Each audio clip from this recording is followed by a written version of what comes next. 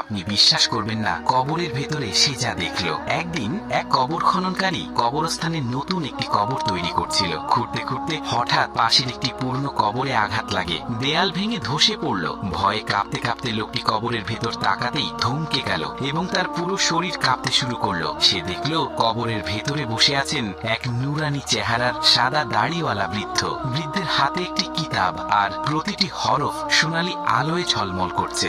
তিনি প্রশান্ত কণ্ঠে তিলাওয়াত করে যাচ্ছেন। হঠাৎ বৃদ্ধের দৃষ্টি পড়ল সেই কবর খননকারীর দিকে। তিনি হাত উঠিয়ে শান্ত গলায় বললেন, আল্লাহ তোমার উপর রহম করুন, কিয়ামত কি এসে গেছে? কবর খননকারী কাপা গলায় উত্তর দিল, না হুজুর, কিয়ামত আসেনি। আমি নতুন কবর খুঁড়ছিলাম, ভুল করে পাশের দেয়াল ভেঙে ফেলেছি। বৃদ্ধ মৃদু স্বরে বলবেন, তাহলে বেটা, আমার কবরের দেয়াল আবার ঠিক করে দাও, যাতে আমি আবার তিলাওয়াতে মগ্ন থাকতে পারি। কবর খননকারী সঙ্গে সঙ্গে সম্মানের সাথে দেয়াল